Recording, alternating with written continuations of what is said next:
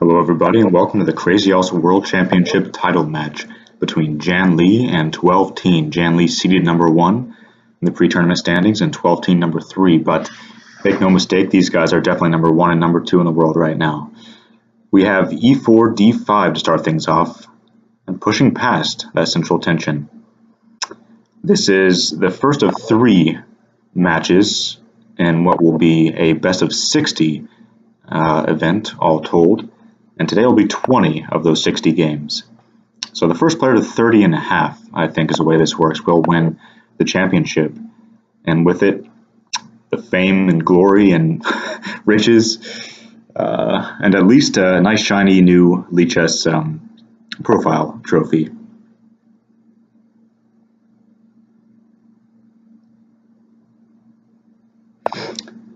And yeah, as Fishy Vishy, our magnanimous tournament organizer, has pointed out, there are no streams. I'm not live streaming this. I'm only recording it for those who aren't able to make it. So I do apologize if there aren't any live streams for this particular match, but there will be, I believe, the next 2 matches on Thursday the 20th and on Friday the 28th. I think, if nothing else, Atrophied will be streaming those, if I'm not mistaken.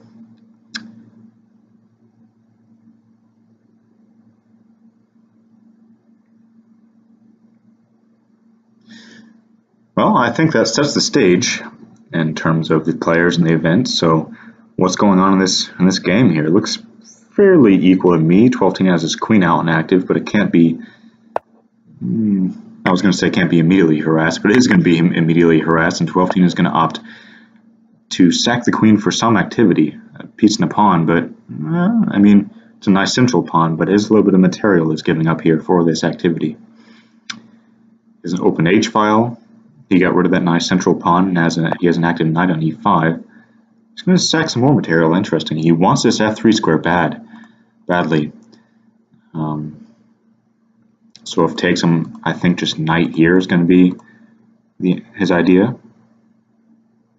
Picking off a rook, and then this square becomes available for a pawn, and a knight coming in on this square. So JannLee is determined that it's safe enough to go for. So maybe pawn here and then takes, or takes here first. Takes there first, no reason to give up that pawn as of yet. Could play something like this and threaten a rook on, although I'm not sure how dangerous that really is.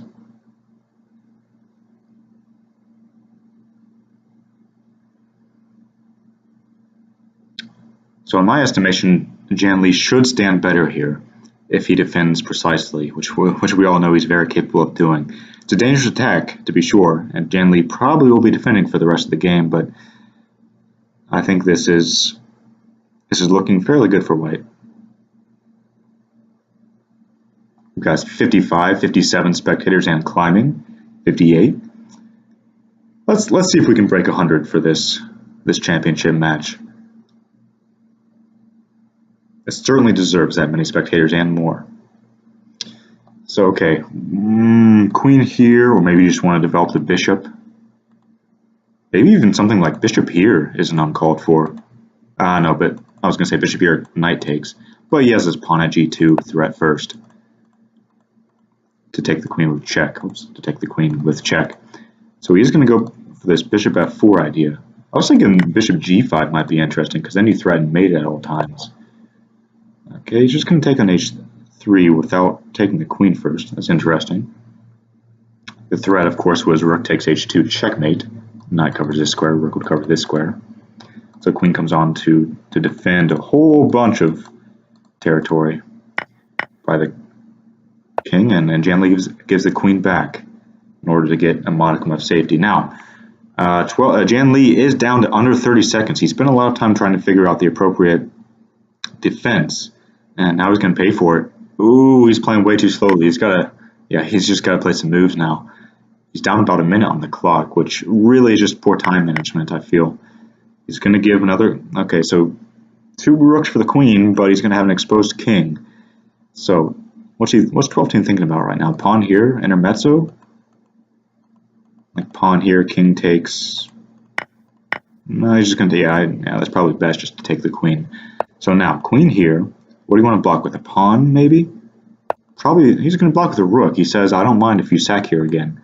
He's just going to gobble up that material. But yeah, I don't know. I probably would have blocked with a pawn, but then there's stuff like queen takes knight, bishop takes knight on, but no, that's not too dangerous.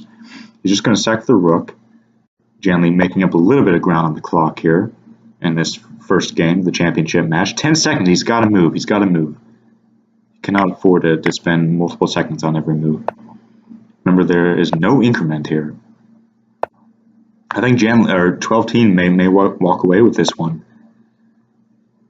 Queen on, king back, pawn, king sidesteps. He's just missing a pawn. Oh, he has that pawn.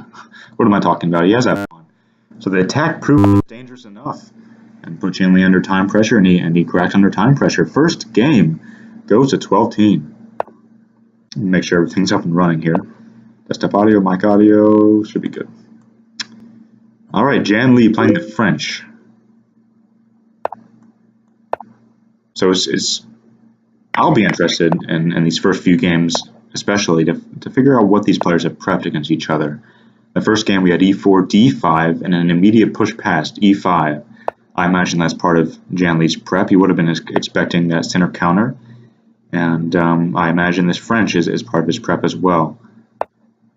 It'll be interesting to see how this prep kind of evolves over the course of this championship match, seeing as how we'll have one match today, one 20-game match today, and two more next Thursday and then the following Friday. So how will theory evolve between those separate events, and how will each player adapt?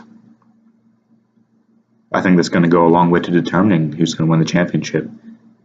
It's who's the best at adapting to the other player's playstyle, who's the best at preparing, and who's the best at following through on that preparation. So if you do manage to get a good position out of the opening, say, can you capitalize?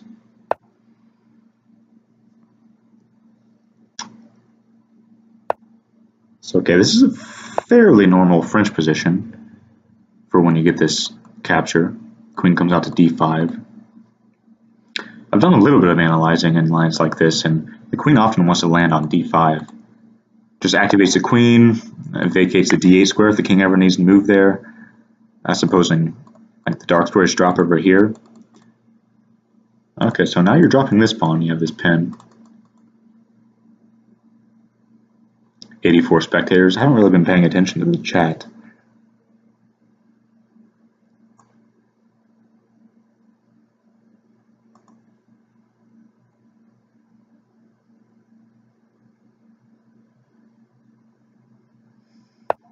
I don't think it was intentional to allow that pawn to drop.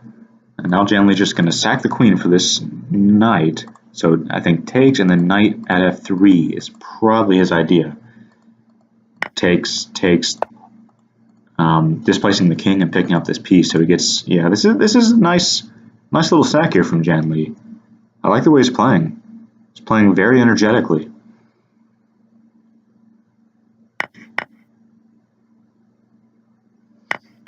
Okay, so he's going to give back the queen in order not to drop this g5 square. But now you have a nice thorn here on f3. Some weaknesses on white's king. No immediate threats, but something to work with. Something to work with here. Okay, knight pressurizing your dark squares here. What about takes, and knight here? Bishop can't take that because of mate. So takes, maybe if takes, bishop takes here. Takes, bishop takes, knight here, king can just move. Okay, so this is a very crucial juncture. You have to find something precise here. Okay, so queen comes on, attacking this bishop with check. Queen here, maybe, to defend the bishop. Or do you just want to drop this back? In which case, you can pick this piece off. So this is a nice move. I think queen here is probably necessary. Probably.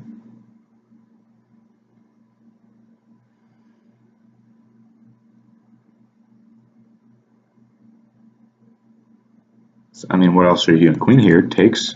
What are you worried about? He's just going to move the king. Wow.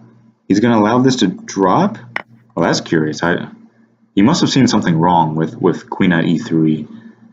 There must be something I'm missing there in that line.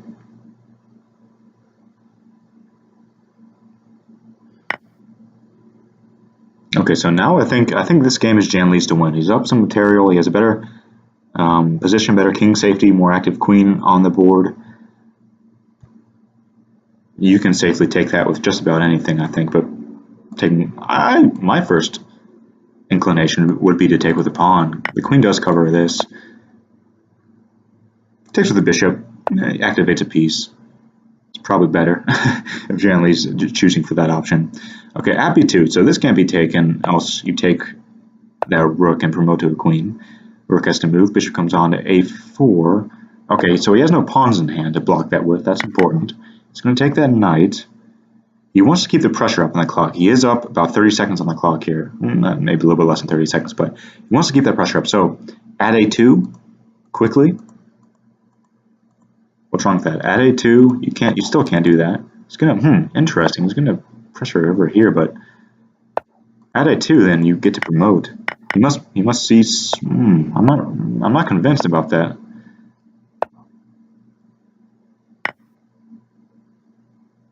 Yeah, I think white has some safety now. I think that was inaccurate. I think at g2 was inaccurate. I think there surely should have been something better there. If not a2, something else. So now, if you take this knight, then it's a little bit iffy because you fall prey to stuff like rook at e7 takes and the knight drop here. So that was immune to capture. Just going to castle kingside. White should be better now, but he's down the clock. So can JannLee survive for 10 seconds? Yeah, it's tough for 12teen to break through in that amount of time. 19 seconds. Move quickly. You got to keep the pressure on the clock and not drop any mates. Knight at f6, guarding this. I expect a rook drop here. Can you block that? Yeah, knight drop here. Rook takes. Bishop covers this square. He's going to throw some checks on. Oh, he has no more checks. Maybe just take here. He's going to get a good queen on the board and just try to get him as many checks in. Yeah, he sneaks a mate in there at the end. And time pressure. So okay, 1-1, tied up. That was a fun game. Came down to fire, as I expect most of these games to do. We've got a match indeed, yep. And we just broke 100 spectators as well. Good stuff. All right, so now he's going to capture on d5. Interesting. Okay, so he's not going to push past again. He's going to opt to change things up immediately and just kind of try to throw 12teen off a bit, I suppose. Throw him off the smell, off the track. Bishop comes on, defending this, pressurizing g2. It's not a big deal if you drop the exchange. You probably just want to, yeah, you don't want to drop g2. So I would say, what is this? Oh, this is interesting. He wants to play pawn at f3 with tempo, maybe. But yeah, I don't know. That's just a pawn. Maybe this is part of his preparation. Could very well be, but I don't really see what the purpose of dropping that pawn was. Oh, yes, I do. As a matter of fact, I do see what the purpose of dropping that pawn was. This knight is hanging, obviously. Okay, so the purpose of that is to block off this diagonal with tempo, so then you can win one of these pieces. I assume if knight had taken, then you would have just taken that knight immediately. Okay, so the knight moves, you take here, and now you win that piece. Okay, you'd like a knight. That's always going to be a threat until it covers this c7 square. Pawn at c3. Okay, I like that move. Takes, king moves. He's just going to try to get rid of this knight. Okay, takes on c2, queen takes, I think will be the response.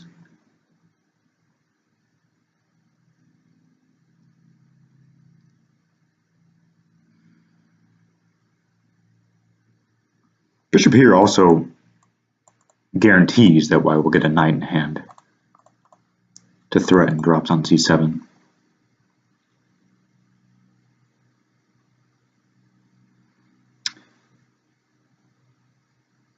What about takes, knight here? He's just going to play that immediately. Okay, knight here immediately. Covers this after the capture. Not sure why he didn't take on c2 first. There's probably a pretty important move order nuance there that I was missing, but he declined to take that pawn first. Okay, so I like white here. I like white. They're going to win another piece here, because if that knight moves and you drop a knight here, okay, that's important. He is forced to sack on f2, but that was the best way to give that material up, I feel. If you move this knight, you're still walking into some unpleasant forks. You move this knight, then you capture here, and you're losing more material. So yeah, this weak c7 square has proved to be thematic in this game. And JannLee up 50 seconds on the clock as well.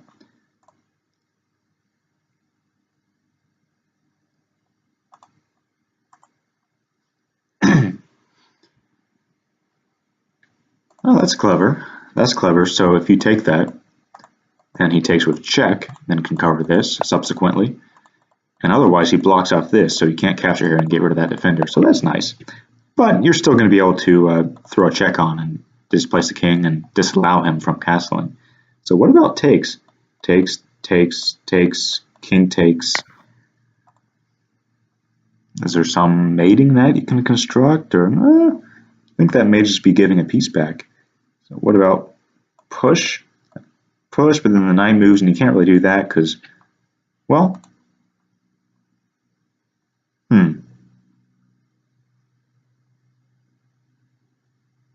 yeah, sacking here I don't think is sound. I don't think there's a follow-up. 12-10 coming back on the clock. JannLee choosing this moment to figure out the best course of action. Maybe just developing is okay, but then you got to watch out for this g4 square. Although it may be okay because you have a bishop guarding the square your king is currently on. I was going to say, so knight out, knight on. He's going to go for the sack. He must have seen something. So bishop here. If blocks, then knight at b3. His king is safe right now because of this bishop. So knight here, the bishop guards the mating square. So the king is just going to drop back, which I think is wise. Yeah, I don't think that sack is really working because now he only has a knight and a rook in hand, but there's no immediate follow-up. So he's just going to develop. Okay, so the knight does come on. Where do you want to sidestep? He sidesteps to e2. Okay, yeah, bishop exploiting the c2 square, which was weakened by the at d3 move earlier, which was a gambit of that pawn much earlier in the game, but it's coming back to bite him. JannLee, that is, here on move 24, much later. Okay, so he's got to defend this. He can't allow his king to be drawn out. He's going to defend it with check, makes sense, and just develop the knight. Okay, so he's going to, yeah, the moves are going to start coming fast and furious now, 21 to 31 seconds on the clock. I think 12-10 is making headway here. 12-10 has all the pressure. It's his game to win this. It's going to get that pawn here, king sidesteps, or sidesteps, and what's your follow-up? Pawn here or bishop here. Bishop here. Nope, he's just going to defend that square, and he has 10 seconds. Yeah, 12-10 scoops up the only pawn, which was causing him problems, and yeah, it's not going to be enough. I think this game is going to go to 12-10. He has plenty of coverage on this square. He's just going to make sure that first and foremost he retains a very safe king.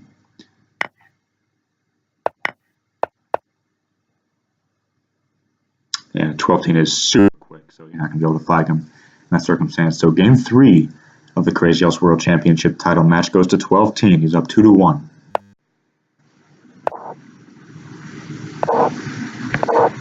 I think Lichess recently implemented, a game count for the current match, which is nice. So now we can see 2-1 here is the current match status, as opposed to the lifetime score over here. All right, so we have d4, d5, and we have 12-10 fianchettoing.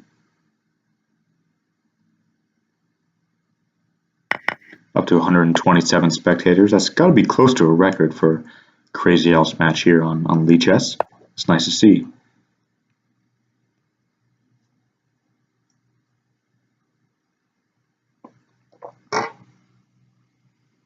E2 is a curious move. You're defending f4, but you are weakening f3. And often when you fianchetto on the light squares, you want to make sure you retain a lot of coverage on the light squares. he has a lot of coverage in the light squares currently. So e3 was doable.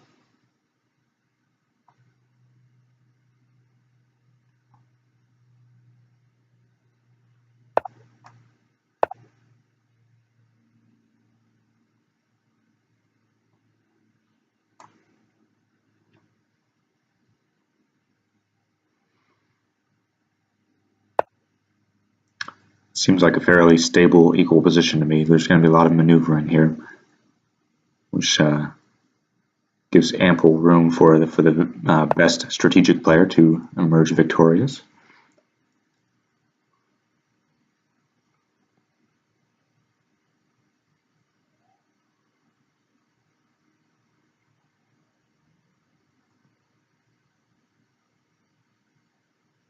So I'd be curious if JannLee decides to take here, if TwelveTeen would just offer up the draw. Like I wonder if takes, bishop on, bishop on. I wonder if TwelveTeen would opt to repeat. I doubt he would, actually. I would say that he would choose to play on something like takes. If the bishop does reappear on e4, probably f3 or something just to keep the game going. Although it does weaken g3. Okay, so JannLee is going to decide not to test him. He's going to play on in his own fashion. Rook c8. Okay, maybe you want to get this c5 break in sometime. It's just a useful move, useful waiting move kind of to play rook c8, see what white wants to do. Alright, he's going to take that bishop. This pawn is a nice pawn to have here on e4, looking at the f3 square.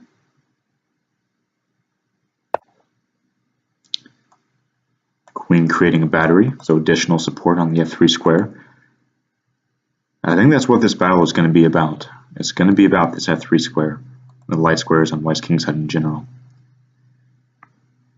White's light squares and black's dark squares. A piece or a pawn will probably eventually appear on e5 for white.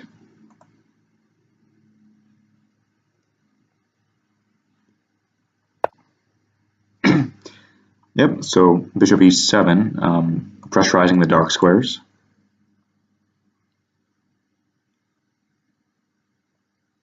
Just threatening takes, and knight at h5 would be unpleasant. Do you just want to move this knight? And if so, where? I mean, you can't move it to h5 because the queen is on that square. Moving it back, I don't like those kinds of backward moves. Plus, leaves this square open to capture. So that's a good move. Maybe you just want to defend that knight with maybe just knight at h5. Looks a little bit loose to me.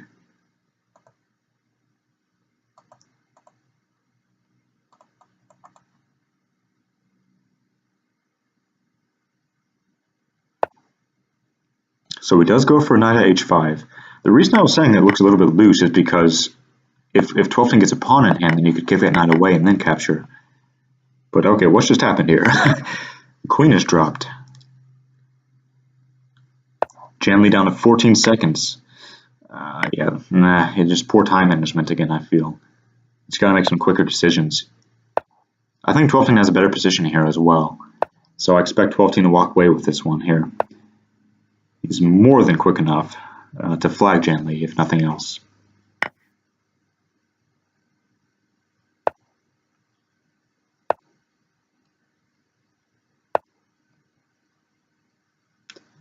JannLee desperately trying to get his pieces on the board. If knight at e2 there, I expect he would have just captured there twice. And yeah, JannLee concedes defeat, realizing he's on the board and on the clock. So let's see if JannLee can compensate a little bit and improve on his time management. It's 3-1 TwelveTeen. TwelveTeen is the first to break with black.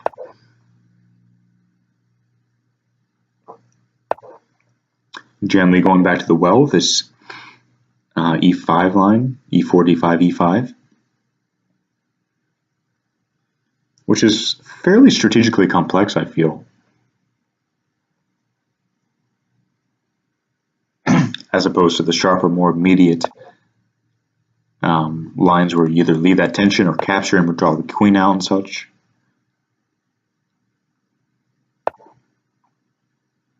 Knight will probably eventually want to travel to this square, e4.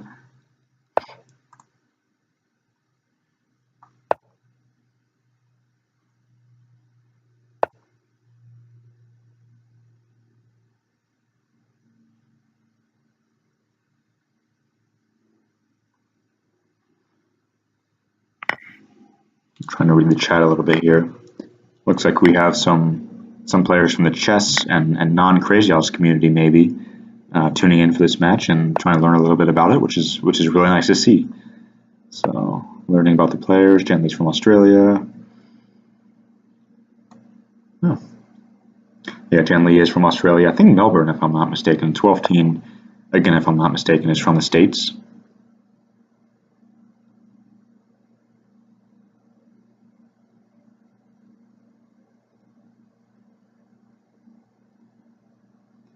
I also think they're roughly equal in FIDE rating, maybe around the 22 to 2300 mark.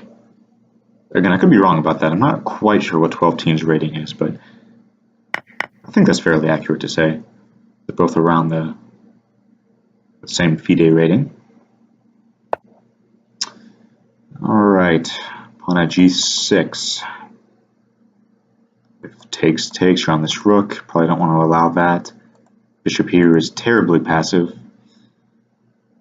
You can probably just allow this to drop, like maybe just do something else, something more constructive, and allow this to drop.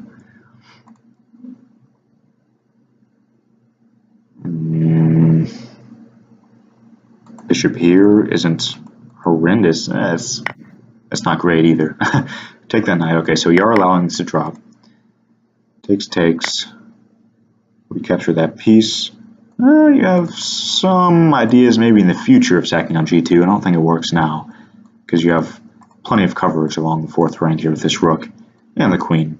Covered a lot of important squares as well, so you don't have to be worried about that just yet. He's not worried about a pawn at g6. He can either run the king or probably just capture that. Well, I don't know. Maybe it's a little bit dangerous actually. Pawn here takes, bishop here, king back. You'd like more. Ooh, that's a nice move. You're covering the g6 square with tempo, so now you're threatening queen at h5. And you can't block on the g6 square, so that leaves it open for maybe a knight drop. It's a nice move. Many purposes. Blocks off this diagonal, threatens the queen, covers the g6 square, and threatens queen at h5. TwelveTeen takes a piece and sacks on f2. Okay, so yeah, he's always wanted to go for activity. He's not going to want to passively defend. He is going down a material here. This is a concession, but he just wants to remain active at all costs.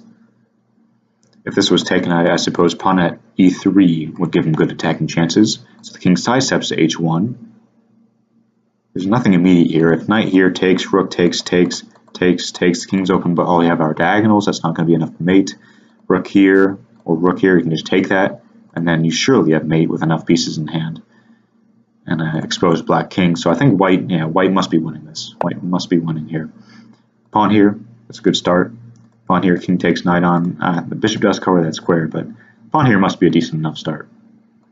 Or maybe just queen here. Queen here blocks. You can just capture. Nah, that's probably not necessary. I think pawn at g6 is enough.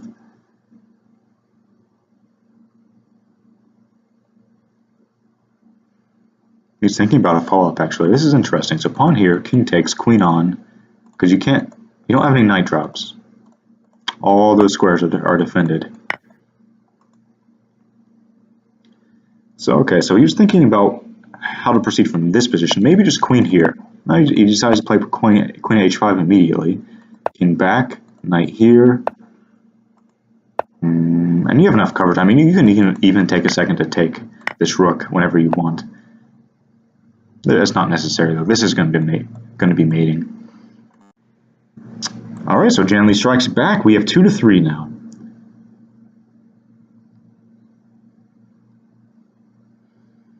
Let's see if we go for d4 or e4. See if JannLee repeats lines. So TwelveTeen is going to repeat this d4 from the last game, his last white game, that is. Let's see if he goes for the fianchetto again. He does. Okay. So the onus is going to be on JannLee to prove that he can improve on the last game.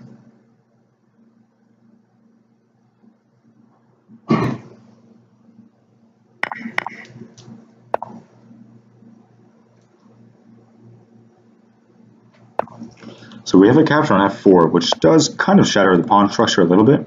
This can be a weakness, but it gives you a lot of control over these advanced dark squares, e5 in particular.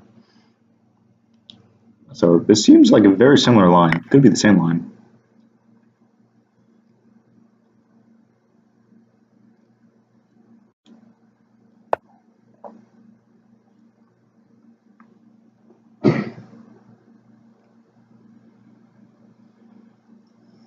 I was going to say, you want to land a knight on this square.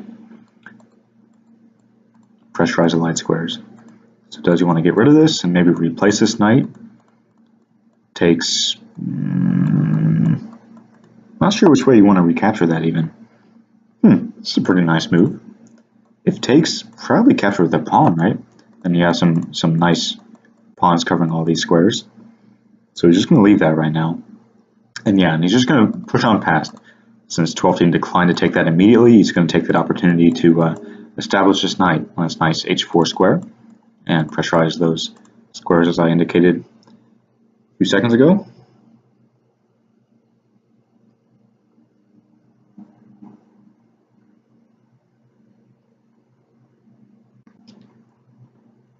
Yeah, I'm not sure how to assess this position exactly. Maybe roughly equal. It's not entirely clear to me how to proceed, is what I'm getting at. Okay, makes a capture on f5. So what do you want to do with this bishop?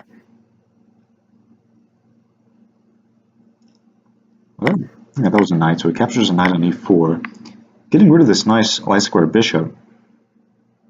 So what does he see? I mean, that's a pretty important defender of your king side. He's giving up all these light squares in order to get some trades, but it's unclear to me how he wants to use those trades. Maybe it's unclear to him as well, because instead of placing those on the board, he plays f3 to try to cover these light squares, which he relinquished by taking this knight. Bishop back on. I mean, that can be taken. And now you'd love to be able to sack this queen for this knight in order to place a knight on h4.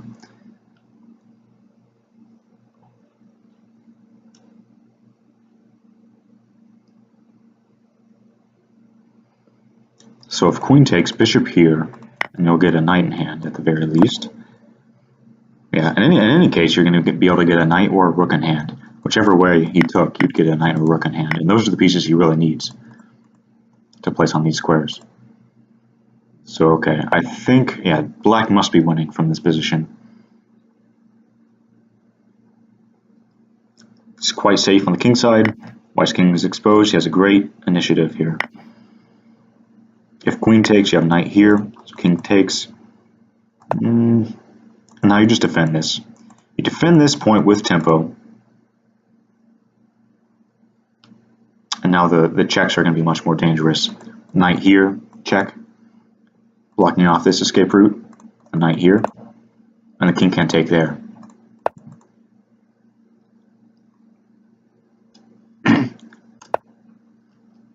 Expecting knight here. Oh, this is interesting. Knight g2. Attacking the queen. Ah, this is nice. Attacking the queen and threatening queen at h4. He wants to get this queen involved. Maybe just takes and takes. But then you gotta be a little bit careful because he's threatening knight at g6 tricks, which are dangerous. So maybe just want to cover that. Don't allow him that counterplay. I suppose he's calculating whether he can get away with taking the queen, and he does. He's calculated that he's safe enough here, so pawn here should be enough to cover. Takes, and now you're threatening queen g2, and that's going to do it. Okay, so we're even. JannLee has evened things back up. 3-all. 6 games deep into this 20-game match.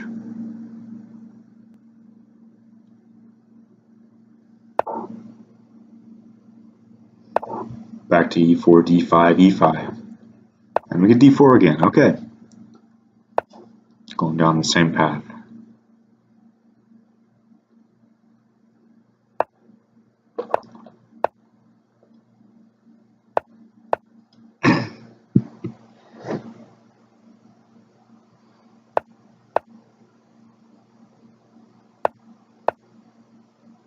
So this structure reminds me something of a kind of weirdly bastardized advanced French.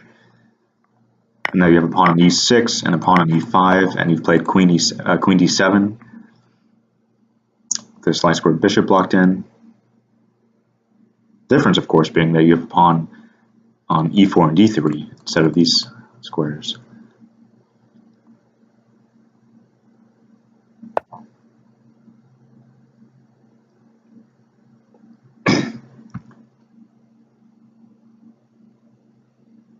This must be prep from both sides here.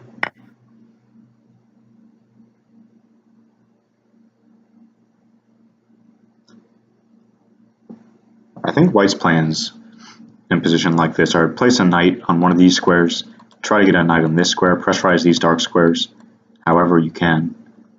Knight here, bishop here.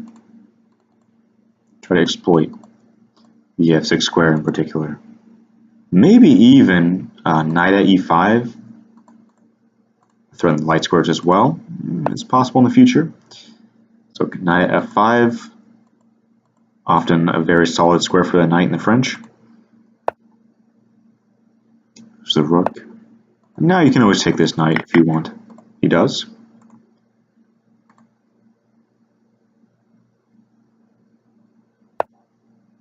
The knight does appear on h5, threatening capture here, threatening a knight drop on f6. Although it's not the end of the world to allow that, because knight here takes, king sidesteps, takes. Oops, knight doesn't move like that. Takes, bishop takes, and you have 2 knights for the queen, and a relatively safe king with these bishops stacked up. But he wants to cover that anyway, makes sense. That's a nice move. Multifaceted, multi-purpose move here. Covering these squares, and lining up on this long file against White's king. Knight at h4, again a multi-purpose move.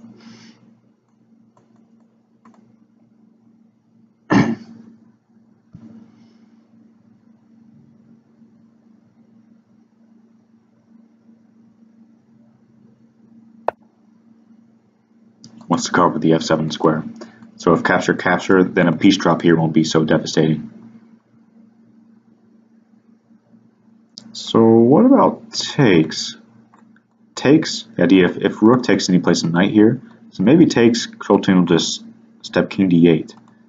Maybe. Or maybe he'll just do what I was saying earlier and allow that and get 2 knights for the queen. But no, okay, we go down, he exchanges on g6, so we're going on a different route here. Now he's going to pressurize the light squares.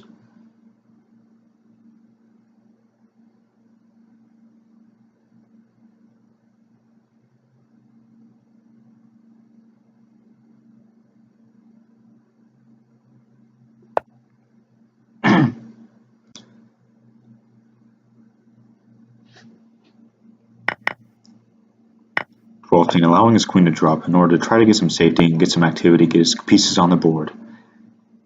If king here, pawn here, I'm expecting.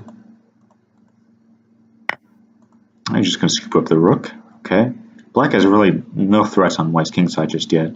Black will probably play something at e3, just judging by the way TwelveTeen likes to play.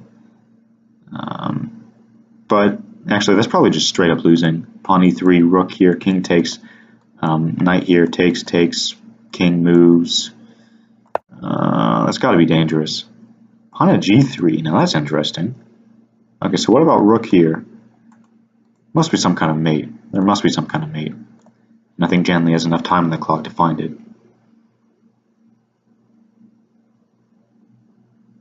Maybe even like rook here takes, rook here, there, knight here. You know, I would say rook here immediately. But okay, JannLee's just not going to go for any of those complications. He's going to say, I'm just going to take the pawn on g3 and I'm quite safe. It takes. Now what? Maybe takes this knight. This is an interesting idea. Take the knight, take, and then rook on. Knight drop here. Pawn e6 should be enough to do the job. Because knight here, you can just move the king up. And TwelveTeen admits that he has no way to defend. And JannLee's surging back from a 3-1 deficit now to 1 game up at 4-3. We're going into the French again.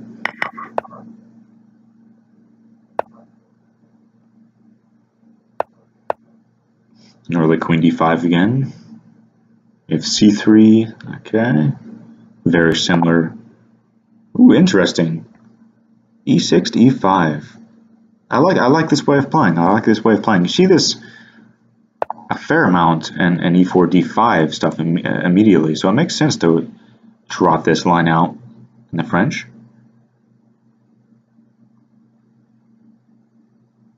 Opening up this bishop.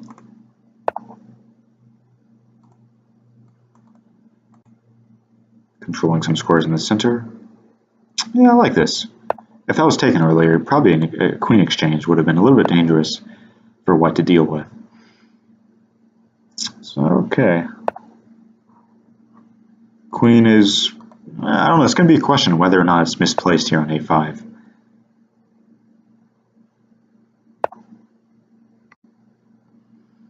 Knight here, maybe, defending the f5 square. Castles, maybe he just wants to play knight here.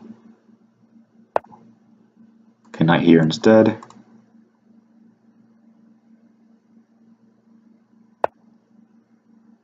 And castles.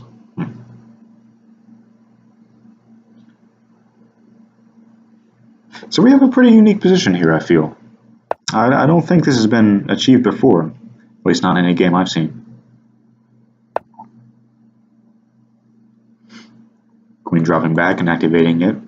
As I said, it was somewhat misplaced on say 5 square, so he wants to get it back into the action, hitting f2 in the long term and also hitting b2 in the short term. b4 defending this point. Now pawn here is always something hanging there. Didn't work yet because he has just enough defense. Pawn a3 is nice, making use of this queen's diagonal. Okay, so now you want to reinforce the square. Maybe pawn at f4, or do you just want to drop back with the knight? I'd say pawn at f4 is probably the best course of action here. Or pawn at d4.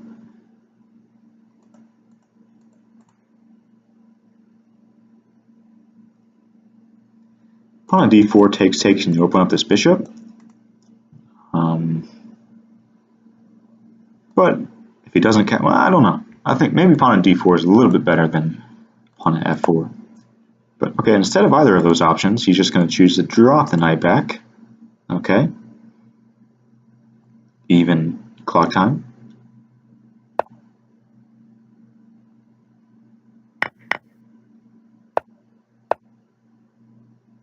Few rapid fire moves. We have an exchange on c5, queen dropping into b2. So TwelveTeen has a ton of central presence here. But JannLee's king is a little bit safer. And he has reasonably active pieces. Pawn at f5. It's a nice move, kicking this knight. I mean, it can actually just advance, yeah, but I don't know. It's nice to have a pawn here on f5 actually, because now you control a lot of central territory, fighting back in the center.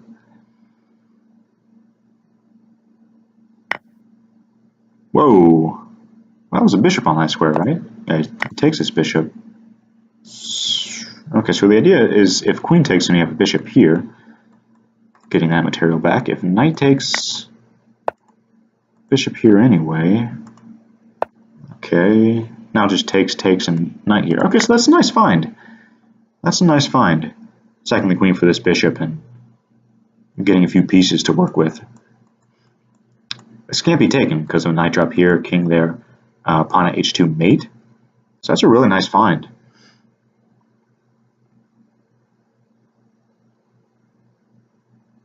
Nice tactic to keep the pressure on. So how do you got to defend the g3 square? Maybe bishop at e. Ooh, he's going to sack right back. Huh. So what does he see? What's his follow-up? Bishop takes here. I don't see leading anywhere. King takes queen here. No, that's not his idea. He's going to activate some pieces. Knight here, covering this square and threatening capture on g5 with check. Okay. And if you do something like takes here, then you have a knight at g5, which might be mating. Okay, so this is dangerous. This is dangerous territory now. He needs to start moving. He's allowing his time to drop. Bishop here is it's probably not a great move. I was going to say defend the square and threaten mate, but that can just be taken. He's going to defend the square his king was on, so that when g5 is taken, there's no immediate mate. But now, like, actually, I was going to say pawn at g6, but that's not working because you need to defend this square. So now JannLee has found a way to defend and regain the initiative. But can he find a mate with 10 seconds on the clock? He's trying to activate his pieces, capture here. He's got to throw some checks on the board and give himself just a little bit of time to think on his opponent's clock. Captures this rook. Oh, that's gonna be enough to do the trick, I think. Knight takes f7, smother mate. Okay, so I felt that JannLee was very much in control of that game, but again he allowed his time to drop just a little bit too much, and he paid for it.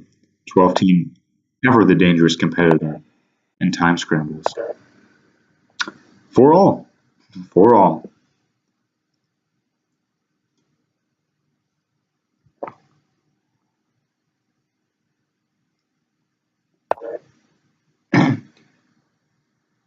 TwelveTeen shaking things up. I think he played e6 last time, or maybe. Yeah.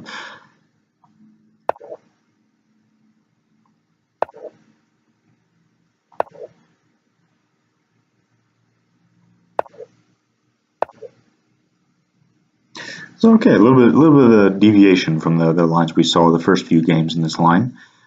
The knight makes an early appearance on f5 and now h4. And this knight, which I think was dormant and undeveloped for the vast majority of the other games, finds some life in this game. So okay, we have a little bit of a different line.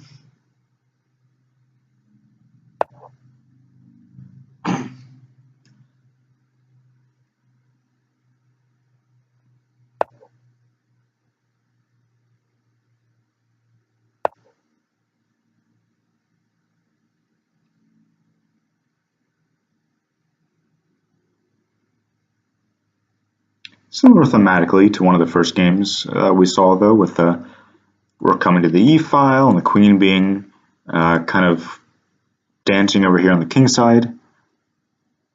Knights appearing over here on the king side.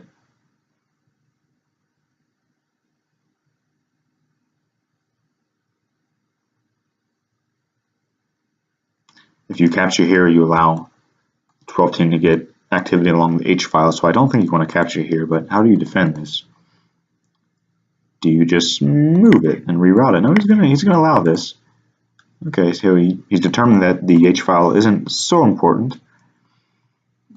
Queen here, h3 maybe, he'll just sack.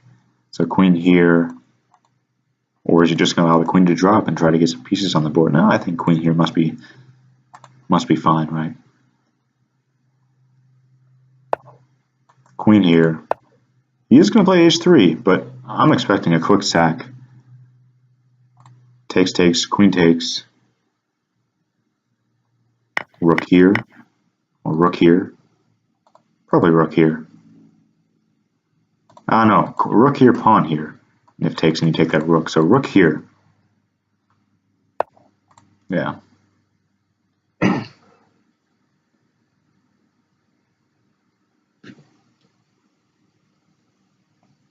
Queen here. You can trap the queen, I think. So we're just going to take that.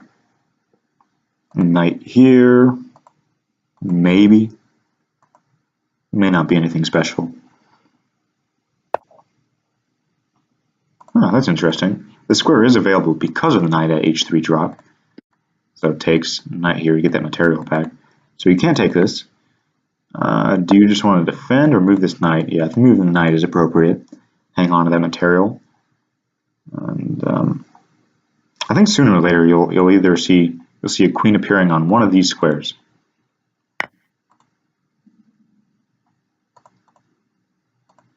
You want to stop something from coming in on h3 eventually.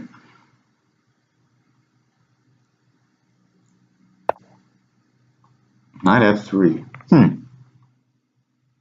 That's not a move that would occur to me, but seems safe enough. Trying to challenge this knight and not allow something else to appear on f3. Activate the queen maybe if an exchange happens. Rook g4. I guess that's why I'm saying this move wouldn't occur to me. I mean, I trust JannLee's instincts. His defensive instincts are unparalleled. But to me, it seems like, I don't know, knight f3 is blocking off his queen's communication with some important defensive squares. And his knight, which was a nice defender here on h2.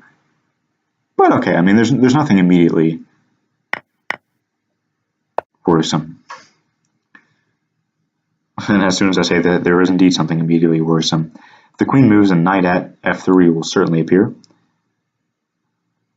So how do you defend this? What about queen here? Queen here, you can just defend with the knight drop on one of these squares, defending this piece. Yeah, he's gotten himself into a little bit of trouble, and I think that trouble started with the knight f3 move instead of placing the queen on the board. Okay, so take this knight. Yeah, you don't want to take here because you take the queen. He takes the queen with check, so we want to get rid of this knight. Now, king here, pawn on, right? So king steps up. King steps up. You have a knight here. Ooh, this is tricky. Knight here, king takes. Knight here, king, and if king steps on one of these squares, and then you take the queen with check. So this is this is a little bit dangerous. Knight here must be the response. No, he doesn't. Wow, he takes that knight and he challenges JannLee to find a mate. JannLee throws the ball back into TwelveTeen's court. Knight here, blocking off the escape route. This is knight. That's mate. Knight at a rook at h8 mate. Wow, really back and forth seesaw affair there in that game. And JannLee manages to walk away with a win by the skin of his teeth. Okay, we have e4, e5. All right, good stuff. We are going to venture into, well, I was going to say we were going to venture into theoretical waters, but no, JannLee says no, we're going to venture into highly untheoretical waters. With an early d5. You don't see this too often.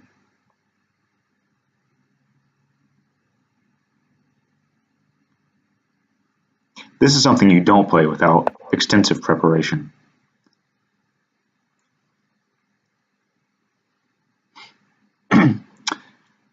I think he's thrown 12-10 off a little bit here with this preparation. He has some nice pressure already. This is a very conventional move. Pawn at a3, trying to distract this pawn from defense of the c3 square with this pen. All right, bishop here. Do you want to just attack this or develop a piece?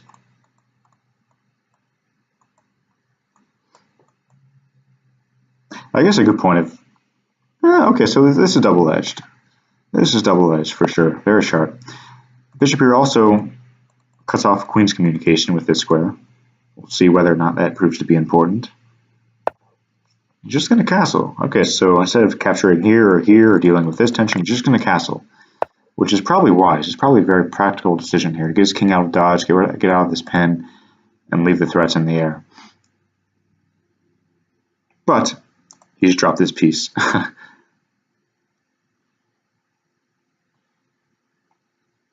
There's no way to save this pawn. So okay, you get a pawn back for the piece and some pressure down the e-file. White has much better development, so I don't know. Maybe he has enough compensation for that piece. We're up to 160. Well, we were at 164, now 163 spectators. maybe we can break 200. If not today, then in one of the future matches, next Thursday and the following Friday.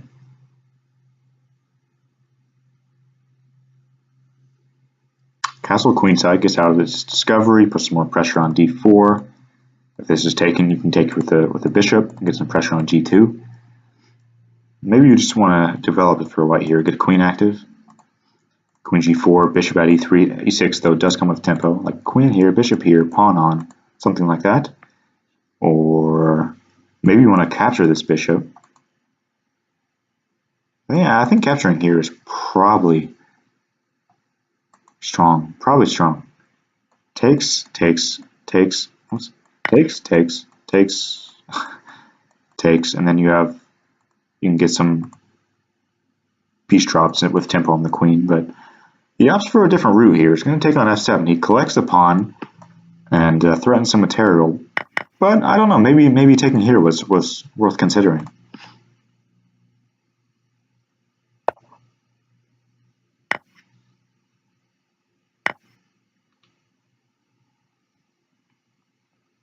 JannLee activates his pieces, but drops an important back rank defender. Okay. Pawn at d7 isn't going anywhere because that square is covered for the moment. So now the capture does happen on b5. And the purpose, if you're wondering about this rook a8 move, is just to block the king off from finding some succor and safety on the b8 square. So you can no longer play king b8 in response to checks along this diagonal. And you have to be a little bit cautious about smother mates in such a position, supposing white ever gets a knight in hand. Alright, so this queen comes in handy along the 5th rank. This is super sharp stuff here. Super sharp. Pawn here, you have to take there. Now queen here, bishop here. Ooh, that's okay. So he wants to take this with check and get rid of the threat of a capture on f2. Blocks this off. Knight now guards e6, so you can't play queen there. Yeah, this is razor sharp stuff here. There are no checks which really lead anywhere. Like pawn at d7 can just be taken, must be taken, I think. The knight covers future diagonal drops. He goes for it. Pawn here, do you want to take with the king or the knight? It's probably an important decision. He takes with the knight, and now, ooh, that's nasty. That's nasty. If king takes, queen here will mate. King takes, queen on block, pawn at d7. That's an extraordinary find there from TwelveTeen. And now you're at least going to be dropping this knight. But I mean, black is always threatening mate. So what about queen here? King there takes, knight here will mate. So you can't do that. Pawn here, that can be taken. Ooh, this is razor sharp. JannLee might be just hanging on here enough to regain the initiative. So if that's taken, takes. Okay, yeah, I think JannLee has walked away with the win here. He's walked away with some safety. JannLee or TwelveTeen no longer has enough mating material. I think he doesn't have enough mating potential in hand. And well defended from JannLee. That was really impressive stuff. King can just step up and take the knight. Really impressive defense from JannLee.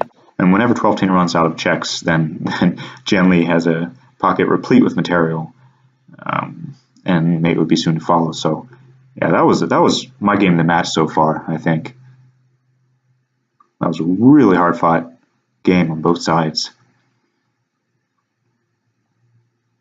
So, yeah, let's see what the 6-4 in JannLee's favor in this match. Halfway through our first day of the Crazyhouse World Championship. Halfway through now.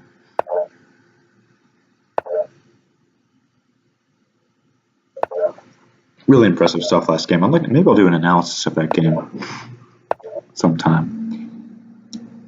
Alright, same line. TwelveTeen must think his play is significant in this line. Queen e7.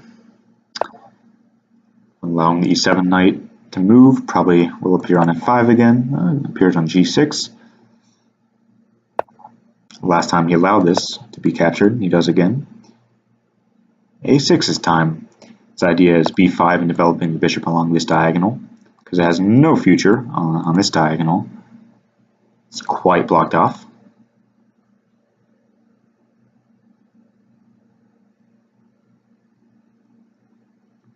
So a4, prophylaxis against b5. Maybe he just plays b6.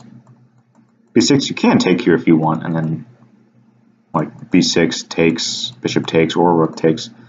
Pawn b5, getting the material back, but that's just a trade. So he does go for b6. So we'll see whether or not he decides to take on a6. I mean, maybe it creates some weaknesses, but no, actually takes, bishop takes, pawn on, bishop takes, takes. You can't do that because this rook would hang. So now, now with knight d2, the queen does defend that rook, so that was a possibility.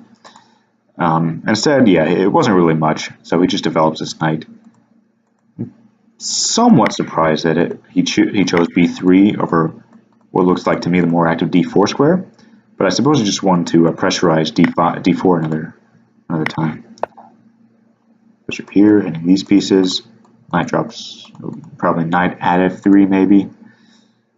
Oh, I don't know. I think 12-teen has activity here. He has substantial activity with this nice open light square bishop. Like here, you can do something like takes, takes, takes, or take the knight, takes, takes. So this bishop will be a pain for JannLee to deal with in the future. JannLee, though, finds a different defensive resource to defend both these points, activating his queen and not allowing this bishop to capture a knight on the f3 square. So if takes, I expect maybe the sack on g2.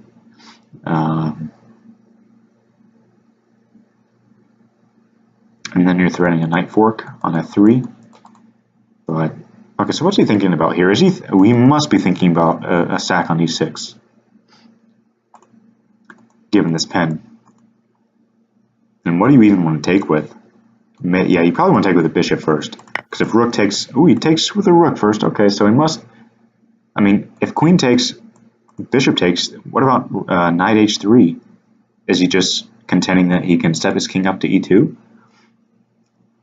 The idea of takes, takes, knight here takes, rook here, mate. So takes, takes, knight here, king there, rook, g1, king, e2, and white must be finding safety there because 12-teen didn't go for the sack. Interesting, huh? Okay. So maybe, I think this is what it was. Maybe the idea was after queen takes rook, queen takes f7, capturing this queen with check.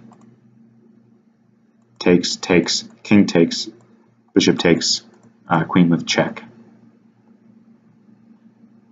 Or takes, takes, queen takes, takes on f7 with check. So, okay, so now this is really sharp stuff again. Okay, so now it captures on e6. Now that the pen was broken, queen steps back up to h5 with check.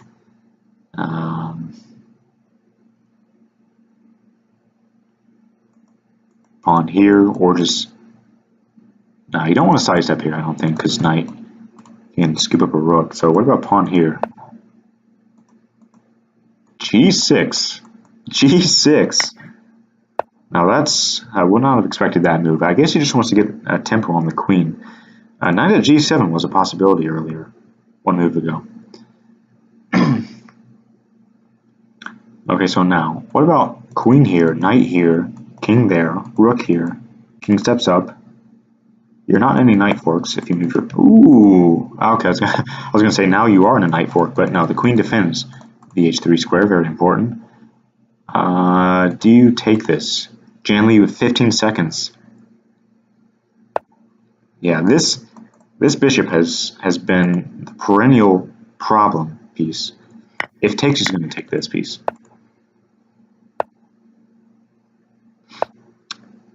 Alright, JannLee is going to have to find some resources very quickly here. 8 seconds. H5, nice move, opening up the H file. Black's king is going to be quite safe on D8. These squares are covered by the bishop. You can always sack here if you want to. Bishop here, or bishop here. Opening up the H file. Yeah, this is game over. Really nice play from TwelveTeen, bouncing back from that sharp game last game. And coming close to evening up the score. I think it's 5-6 now. In JannLee's favor. It's 5-6 in JannLee's favor. Let's see if TwelveTeen can win this game with the white pieces to even things up. We've got this E6 to E5 line again.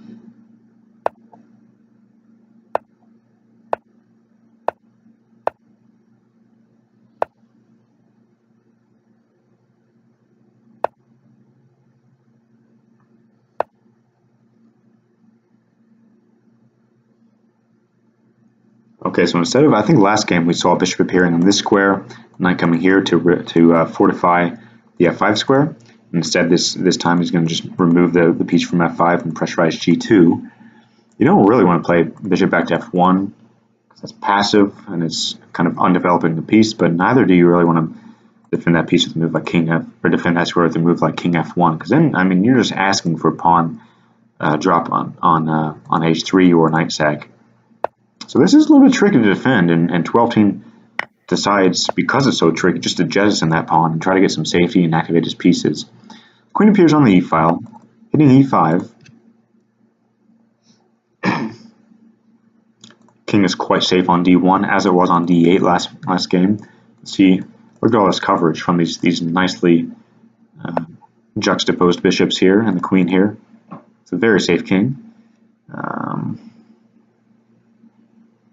Maybe pawn at A3. Pawn at A3. You can't play this knight back to F5 as you might like to, because you can just take that. Got a pin here. Pawn at G4 instead of A3. Okay. So it does two pawns for the piece. Very active decision from TwelveTeen. You don't really want to block on the E-file, because then you make G7 weak. Bishop here, you can just take. If knight here, then there's pawn at F6 ideas. So king just sidesteps to D8.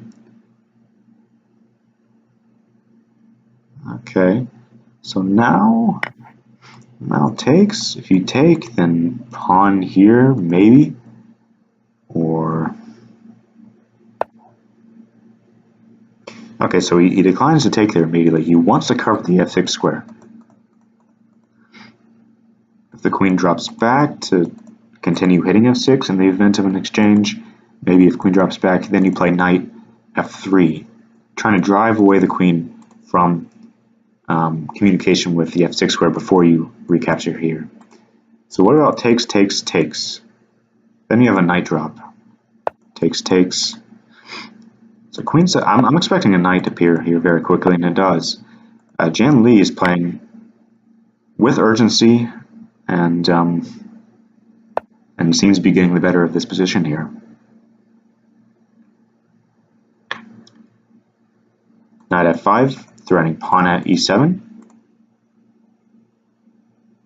If that's taken, then that's why he used the pocket knight as opposed to just playing knight F5. Knight drops back, blocking off the queen from the E7 square. So pawn here takes, takes, and then bishop here, I think. So you're threatening, if I can draw arrows, threatening the fork.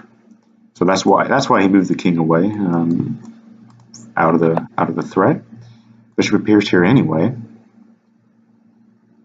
It's a nice location for the bishop anyway, just to defend a bunch of stuff and control some pretty important squares, because white's, you're going to come in on the light squares here. That's how you're going to make progress as black. Take here, maybe play some pawns and pieces on those squares. Okay. Bishop C5. This queen's trapped, I believe. So pawn here, just going to capture that. Okay, so Pretty nice find here from TwelveTeen. If king had just sidestepped from e8, what was the follow-up there if you had declined to take that pawn? Like pawn on, king sidesteps, knight here takes. I'm not sure. Maybe the other knight comes on. I'm not sure. But now JannLee has dropped the queen. Okay, so I was looking at immediate threats. The immediate threat, I think, is queen takes here. So we have to do something about this. Queen takes there, and a knight drop, and a queen drop on e7. So what do you do about this? Okay, so he defends. I think this move is more about defending the e7 square than it is defending the e5 square. I'll go.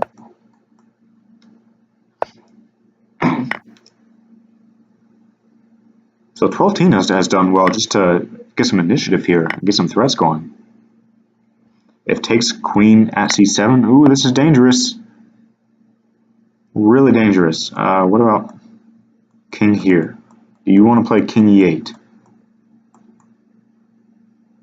Because if you play this, queen will take on d6 with check. So king e8, but then pawn drops. He's going to block it. Okay. He's going to go for the block. And now pawn at f5. Threatening pawn at g6. He's going to defend this square. Okay, you can just take that. Just throwing in some desperation checks.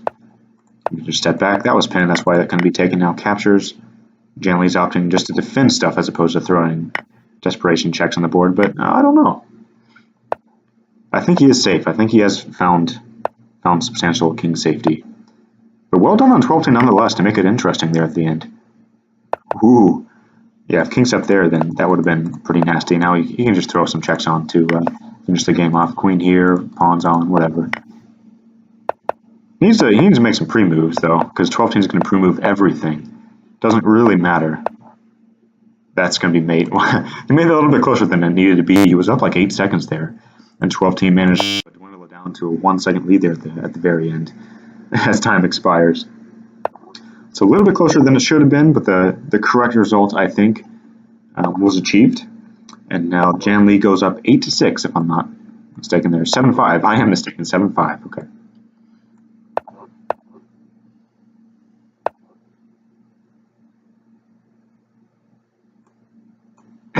Okay, so this TwelveTeen is moving, switching up move orders just a little bit. He's playing an early a6 this time, which is countered by an immediate a4 again. He really wants to achieve this b5 move and develop his bishop on this diagonal, because that's the piece that won him the game last time. His bishop lurking on b7 along this long diagonal, bearing down the king side. This is the piece that won him the game in his previous black game.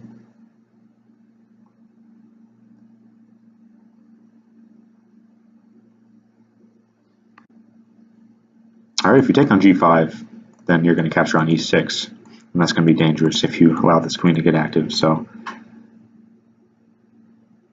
maybe pawn at f7. He's going to go for it. He's going to go for it.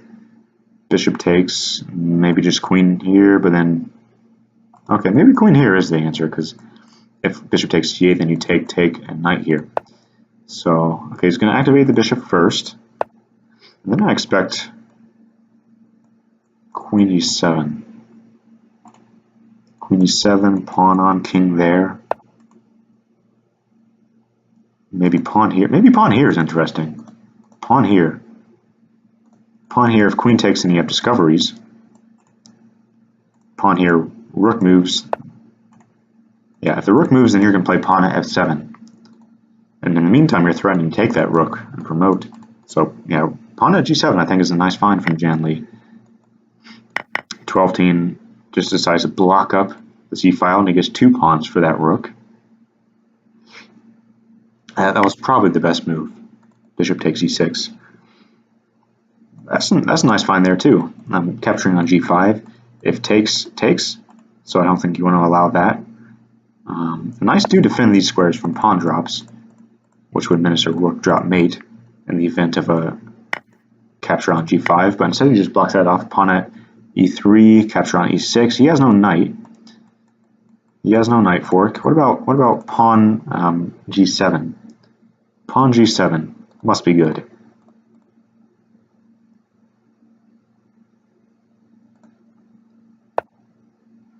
Bishop c5, bishop c4 rather. I like pawn g7 there.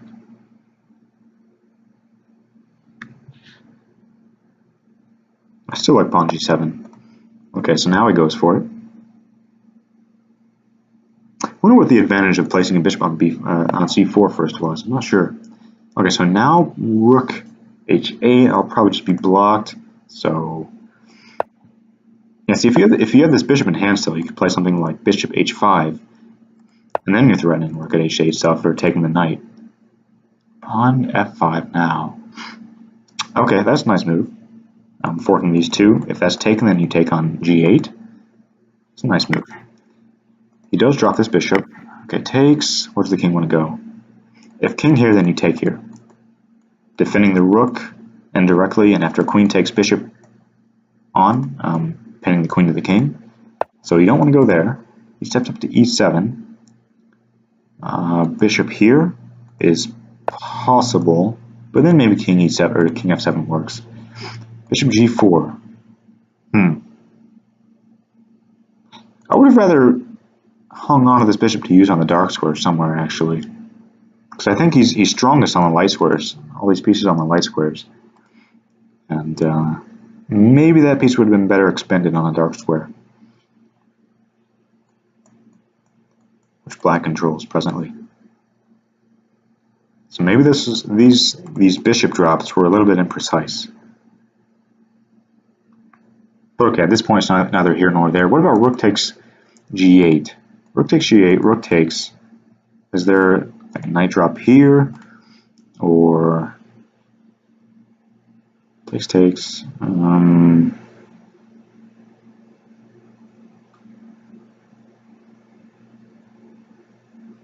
Is this capture leading anywhere? He's got to make a decision here. I don't think black has anything immediate, so he takes on d5 first. Queen takes on e3. Okay, makes sense. He wants to open up the e-file, but okay, he does drop this rook. Okay, so he's dropped this rook, which was a nice presence along black's back rank, but the advantage of that is that he gets some safety on the dark squares on his king, around his king rather, and has some nicely advanced pawns. Okay, pressurizing e7. Bishop cuts off the king's access to these flight squares, which is going to prove to be very important, I feel. If the knight moves, then pawn drop on. So okay, so capture, bishop takes. I was going to say knight on, but okay, he just wants to get rid of that. And yeah, okay, so he has coverage around his king. This queen is doing a nice defensive job. Now takes, queen takes. Oh, you're just going to throw some more checks on and try to do them on the clock. But yeah, 12-10 is incredibly dangerous in these time scrambles. So I think white is now winning on the board, but he only has 4 seconds. Black has managed to sneak in, win of a queen here. Take this rook. I was going to take the rook on. And, 12-10 walks away with it with a flag. Okay, so now we're 7-6. 12-10 keeping it very close.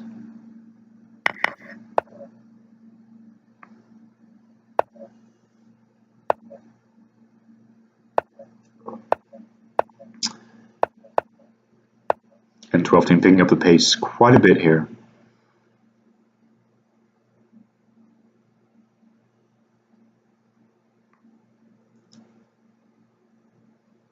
So at c2 I feel would be unwise because this piece is going to be forced to move and then you drop the c2. So he makes the exchange on f3. 12-10 recaptures with the pawn, getting some control over these squares and not allowing the queen to be attacked so early. And not also relinquishing control of the c2 square, which is important. So JannLee continues to develop.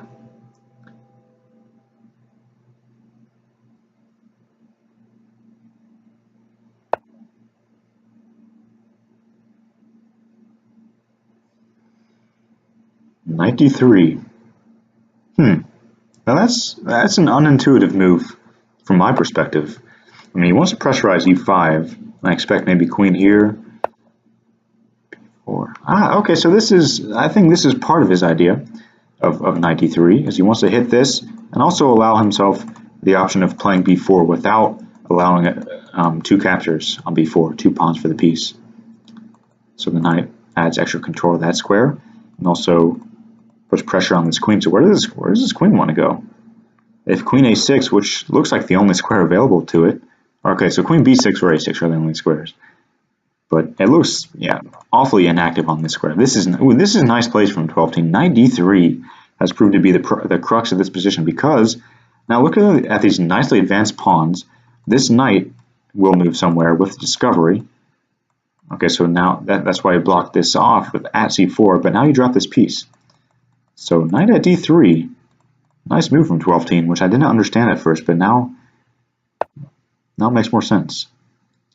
I'm just going to drop back to pressurize this square while retaining his attack on d6.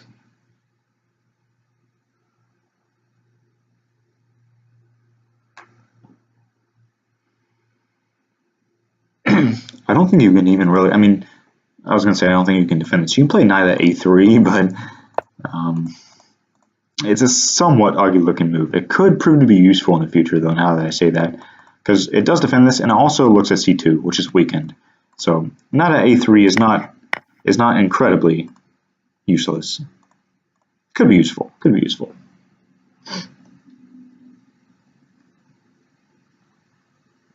All right, looks like the position has kind of stabled out a little bit after a very crazy introductory opening phase. 12-team keeps it crazy though. b5, sacrificing a pawn, ostensibly. I'm not sure what his idea with this b5 move is. Yeah, that's his idea, of course. So if knight takes, then you can just take this pawn. If queen takes, bishop here. Nice find from 12-team, keeping it crazy here with b4, or b4 to b5. Finding some really nice moves this game, as 12-team is wont to do. So okay, do you just want to develop bishop d7? That's what I would play, I feel. Although, no, yeah, I think bishop d7 is a good start. Maybe he was thinking about starting his own counterplay with at h3 and just recapturing here with a knight. But I think it's probably wise to develop this bishop.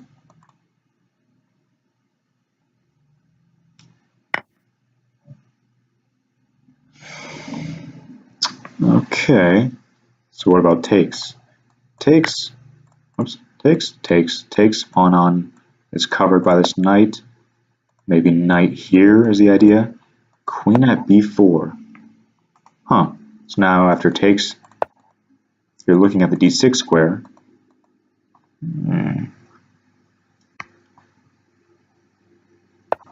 Not sure what was wrong with the immediate capture on c4. Maybe it opened up g2.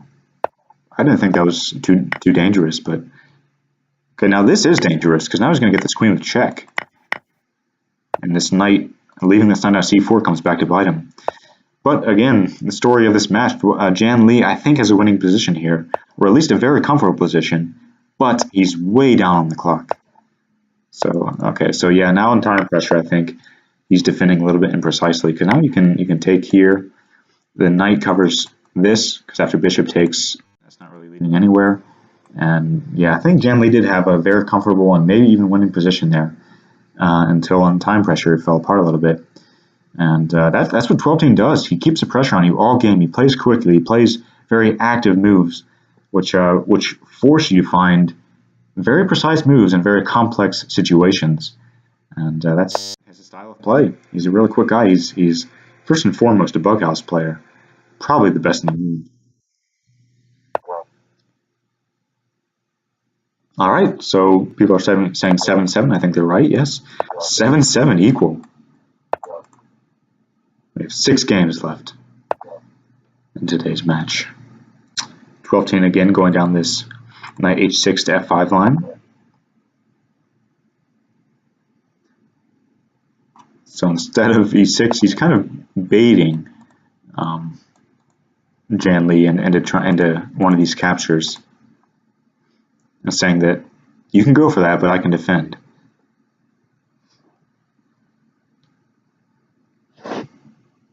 He's maybe trying to go JannLee into a position he wasn't really aiming for. So JannLee declines and just plays the very sensible, very solid knight f3, and now the capture on h6, and now he does go in for the sack on f7. Okay, the important nuance here is that after 12-teen develops his bishop at g4, you have this discovery. So maybe bishop g4 was a little trap that JannLee laid of his own, and now this must be a very good position for white, straight out of the opening here.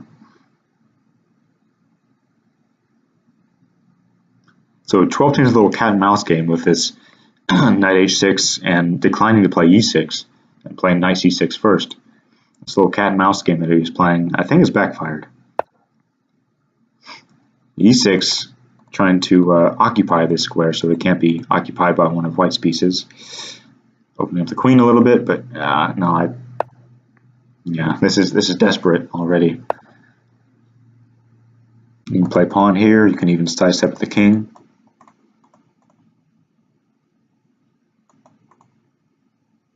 Just about anything is playable.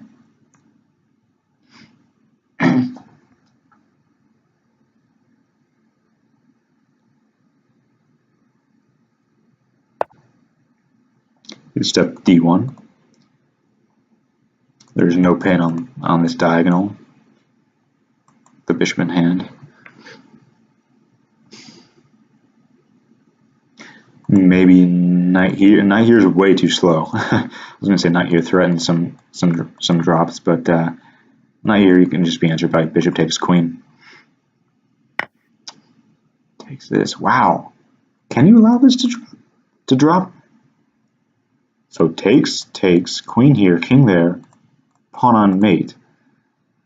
Takes, queen on, king back, pawn on mate. What am I missing here? Takes.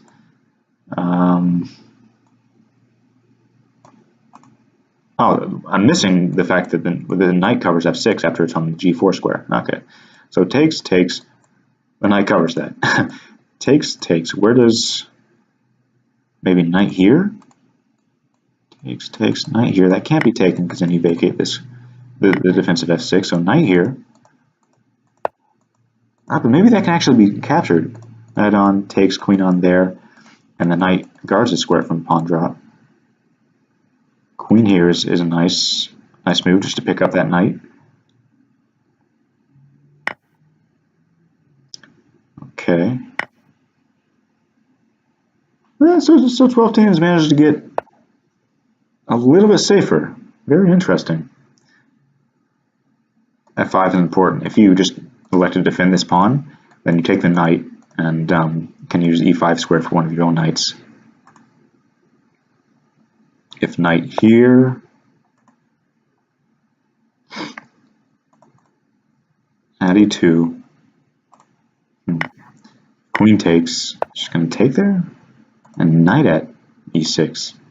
Okay, so you're threatening this with check. You're also threatening this. Okay, I'm expecting a bishop on e6. Okay, so he places the queen on f6. Similar idea to cover both these squares.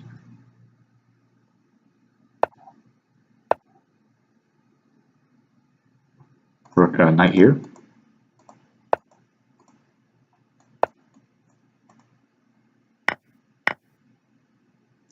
You really want a pawn in hand at this point. Maybe just rook here. Rook here, knight takes, queen takes. Just put some rooks on the board around the king. Keep the pressure on. JannLee up about 30 seconds or so on the clock. Just keep the pressure up. Rook here should be a little bit tricky. Takes, queen takes, knight here. Working and using that pin. Yeah, he does go for it. So takes, and if you take the king, Then you can take here, place a bishop on here. If that's taken, you still have another knight fork. Okay, similar idea, just getting a bishop on this diagonal. Ooh, that's a nice move, activating the queen. You have two attackers on that square, so they can't really be blocked. Knight here will pick up the queen. Knight defends, or the queen defends all these threats, like no rook here is a threat, pawn here isn't a threat to draw the king out, so you have time just to take here. Nicely played from JannLee there to go ahead in this match again. 8-7. 8-7. 8-7. 4 games left.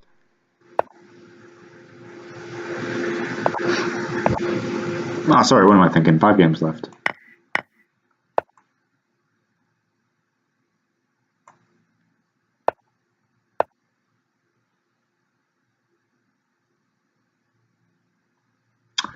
Okay, going down a slightly different line this time.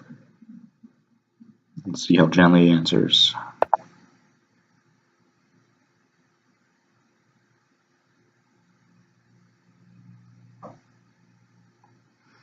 E4, exploiting the pen on the knight. If knight g5, hitting this, maybe use develop. Maybe something like knight f6, I was going to say d5, threatening like a knight capture, king takes, and then you can use the e6 square.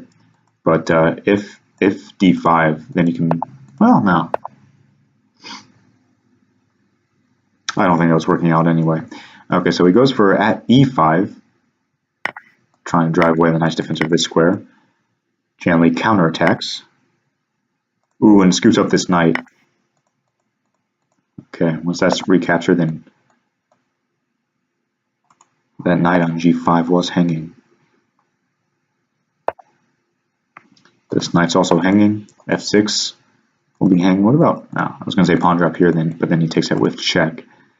So maybe you want to develop this, but then you weaken g7, so that's probably not great. You can't take here because you'll take here double check. And mate, actually, there. Queen e8 mate, so we can't take there. So, okay, add e3s to block this off.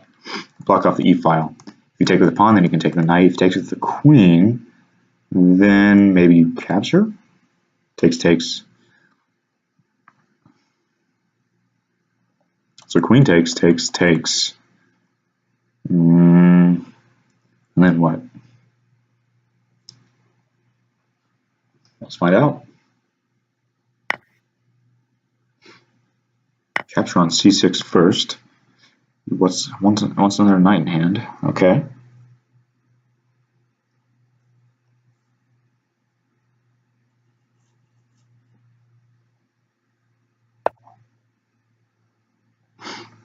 At b7.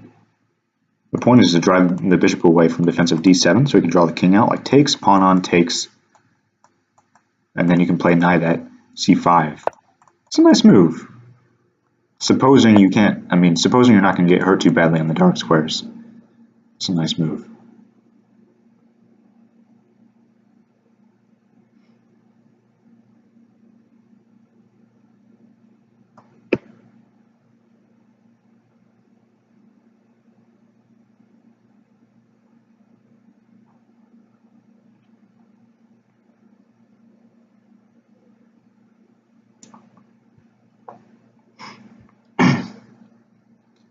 Sorry, I was catching up in the chat a little bit.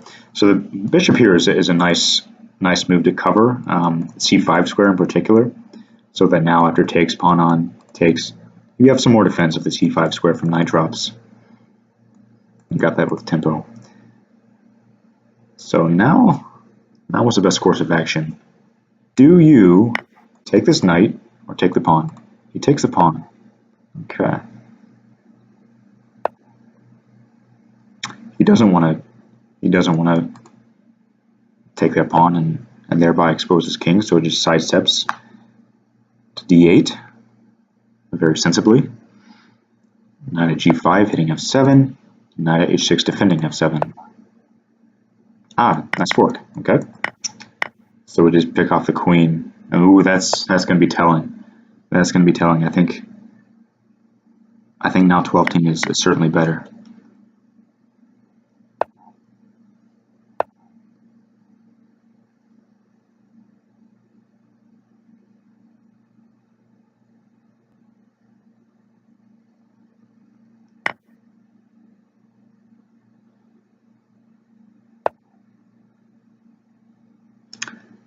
JannLee defending with all his might here, but TwelveTeen has gotten rid of this queen. He's gotten rid of this pawn.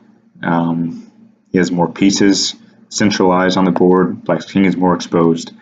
Yeah, allowing knight e6 was killer. So knight at e6 came very quickly, defending f7, but I think he missed his knight at e6 fork. Ooh, that's nasty. Takes, queen would come on here, queen there sidesteps. You have pawn drops on e6, maybe. King sidesteps. Yeah, this is a tall order to try to defend. You can just take there. Pawn on first. I'm not sure pawn on first was necessary. But okay, bishop here trying to block off the rooks. Now you're threatening promotion. At d8 promotion. King steps up. Now he's going to block. And just captures on c6, and that's mate. Alright. So 12 striking back, and we are tied up at 8-all. 4 games away from the conclusion of this first day's match. I mean, this matchup really promised nothing less. Really great game so far. Back and forth match score. All right, e4, d5, e5 stuff again.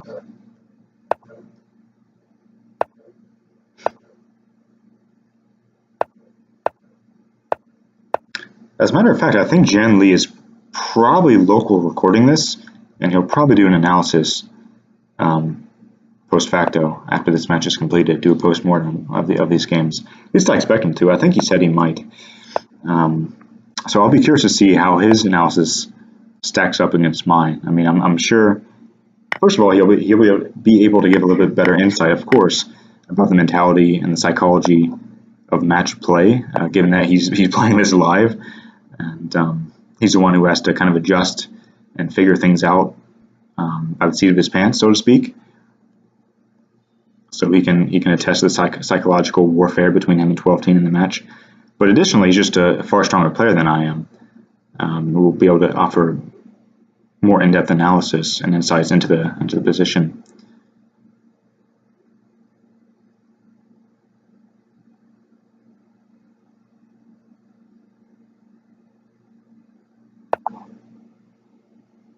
We have castle queenside. Okay, just asking for a sack on a6.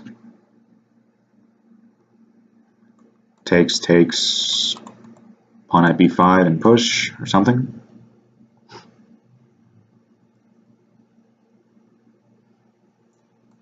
Taking here isn't a huge threat yet. That's resourceful. So instead of capturing here, he just plays bishop b5, realizing that this square is open for use. Because after takes, then you open up this rook, which will be very dangerous, and I don't think TwelveTeen wants to allow that. So yeah, JannLee, nice little resourceful find there. Also, if takes, then you're threatening pawn at c6. In addition to pawn at a6, and your light square is going to be a little bit too weak. So yeah, I don't think you want to take that. So what about c6? What about c6? c6 takes, pawn on b5 anyway. c6 takes, pawn on b5 anyway, maybe. Or c6, no, of course, c6 knight here will do the trick. c6 knight here, forking. So c6 was not correct, and he takes on e5 instead. Okay. Now the knight does appear on a7. Importantly, the bishop defends c8 from the queen drop. So actually no, that's I think you have to step this way.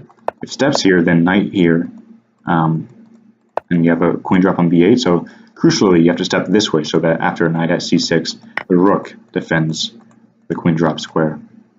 So now you pick this off with a knight. Okay.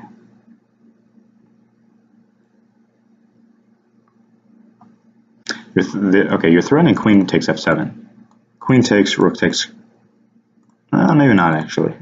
maybe not. For some reason, I wasn't thinking this bishop defends the square, but it does. So maybe the threat is bishop here. We're just taking this. I mean, white has plenty of safety to expend some tempo on attacking moves.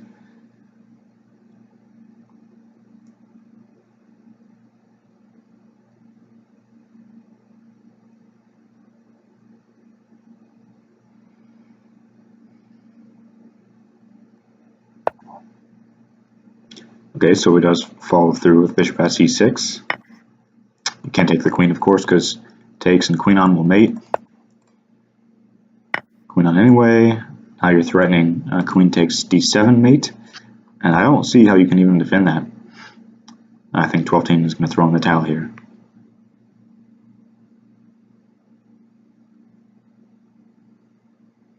And black does resign. Alright, that was a pretty comprehensive victory from JannLee in that game there. I think that was fairly smooth. Took control from the middle game and never really relinquished it after 12-team decided to castle queenside. And JannLee goes up 9-8 in the latter stages of this first day's match. Up to around 185 spectators. That's fantastic.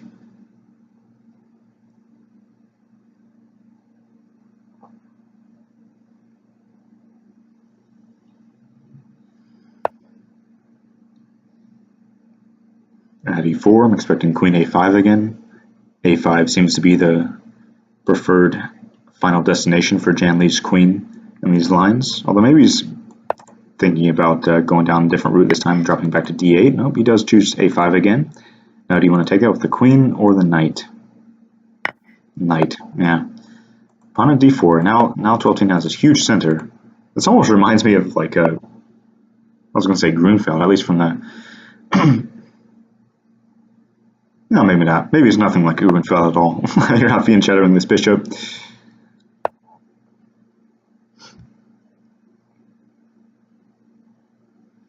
Pawn to go to c4. But anyway, I like this opening from black. His queen controls a really long fifth rank here.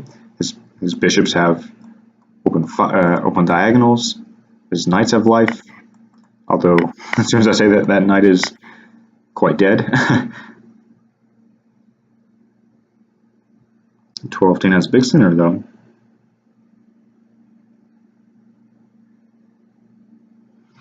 So at a3, he's probably considering at a3.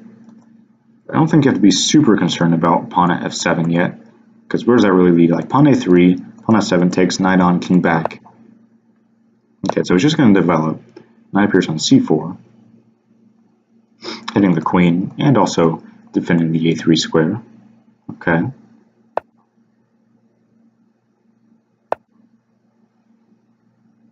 Now pawn f7. If takes, I was going to hop in. I think that could have been taken. But he just wants to hide his king on d8, which is... Ooh, that's nasty. That's nasty. Using this pen. This is now 12-team's game to win. 12-team with 2 minutes 20 seconds to JannLee's 1 minute. 12-team also up material. The dominating position here. Complete control here.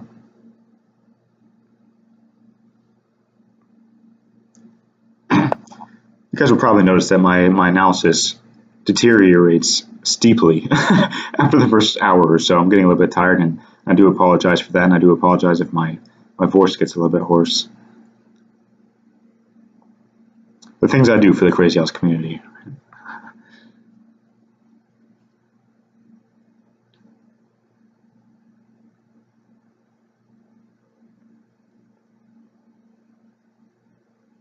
I figure what's more important than my analysis anyway is just getting these games recorded so that they're up on YouTube for posterity, so people can go back and watch them should they be so inclined. I mean, these are the highest quality Crazyhouse games we've ever really seen in a competitive and organized format. So I think everything from the candidates matches onward definitely deserves to be recorded and saved.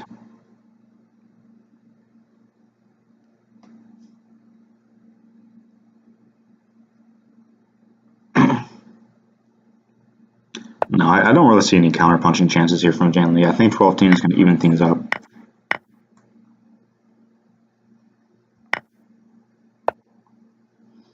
Picking off the queen. Not sure whether that's even necessary. Rook here, if you take, then you promote. This is overwhelming.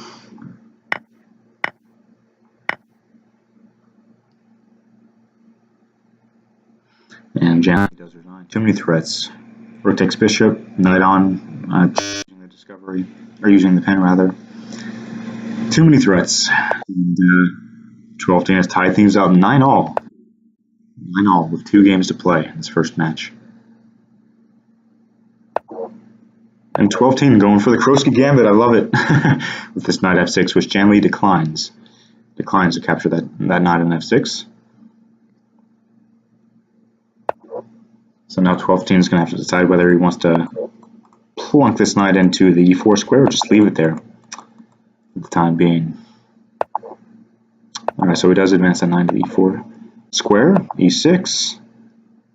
And okay, we're going to have a strategic fight on our hands.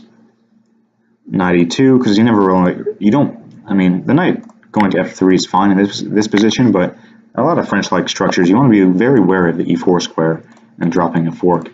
So that's why the knight went to e2. And you're also leaving yourself the option of playing f3 yourself and defending e4 square in the future. All right, queen d2. You could drop this knight back. You could capture here first. Takes a bishop. Okay. Taking here isn't out of the question. You're stacking a piece, but then white has a lot of light square weaknesses to deal with. Okay, so instead of doing that immediately, the bishop just pressurizing that square via that battery, and now he captures. Okay. A pawn here, or pawn here, or knight here. Knight here is probably not accurate. Pawn here. Now you can drop a knight. Or knight here. And maybe the queen should have dropped back to defend the c2 square. So maybe king up and you just take. Maybe that's this idea. King up.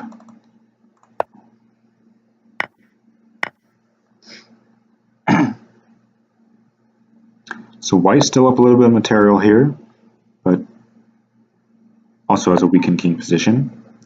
But yeah, black doesn't really have a way to make use of it just yet. He has no diagonal pieces to place on the a6 f1 diagonal. King is going to lumber back to the king side, try to find safety behind these pawns.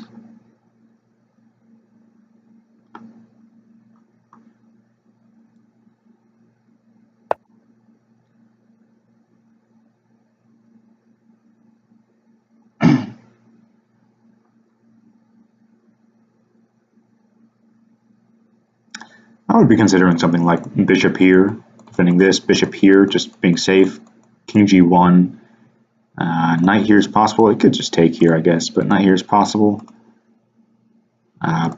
Bishop here, maybe, although it doesn't really do much after a move like bishop e7. Lots of options here. Lots of options.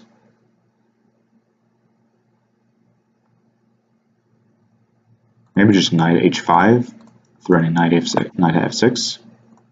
Yep. So how do you defend this? You can't play this because then you drop g7. You're just going to castle. Okay. Now, now bishop at, I was going to say bishop at b5 isn't out of the question. Maybe it's not, but he can take bishop here. Not sure how dangerous that is, really. You'd love to have a bishop on this diagonal, but then you can just take that and replace that bishop on that diagonal. So you don't want to allow 12teen to get too many diagonal pieces while your king is still on f1. Okay, so king g1 and now bishop at b5. I think you did want to play this sooner or later. And now you have threats like knight at f6, maybe just rook b1, increasing the pressure. Pawn here even. So what about knight here, king here, king takes, knight on, so you can get that queen back whenever you want it. Yeah, okay, so black's not threatening mate. He only has one knight in hand and no diagonal pieces to replace on g2. So you can take here if you wish. Instead he's going to play. Okay, so he wants to get this queen with, well, I'm not sure whether that was really necessary actually. King there takes, king up, knight back, king's going to have to step up. Queen here, king there, bishop on, there, queen takes mate. Nice. Nice. Force mate. points there from JannLee, and that secured him at least a tie, at the very least a tie, at 10-9.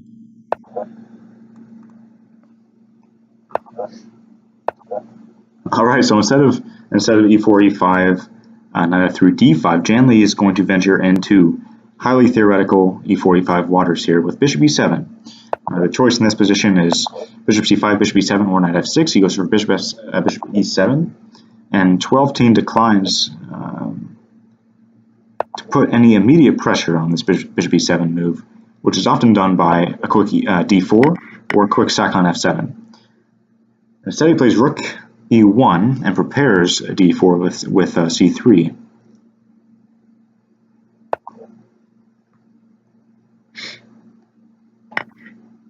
I think black's gotten everything he wanted out of this opening position. It's a very sharp position, but I think black has equal chances. He's equalized out of this line. So pawn at h3, yep. And pawn at h6 immediately, the counter. But I think black is getting in just a little bit quicker, if I'm not mistaken. So takes.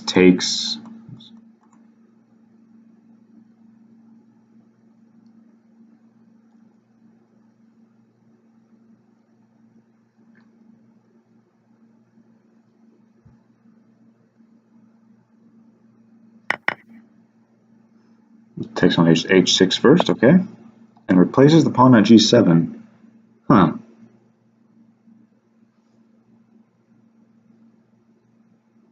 This is always a little bit dangerous, playing this way and replacing this pawn on g7, allowing the sack here, and now like pawn at e5 will always be, a little bit tricky to deal with because the f6 square is very weakened with your weakened king position.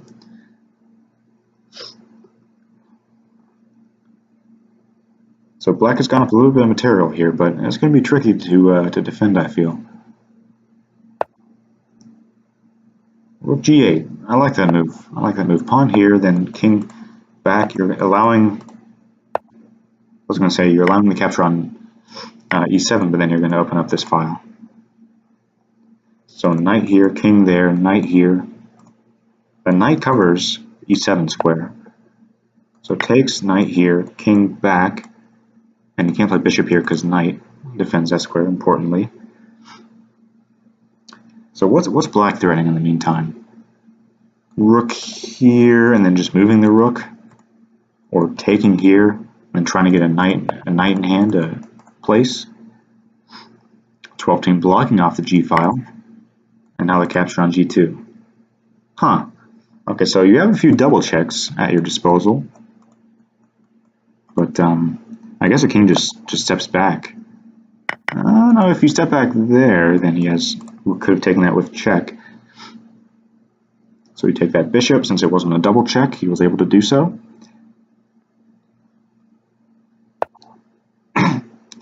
Bishop at g4.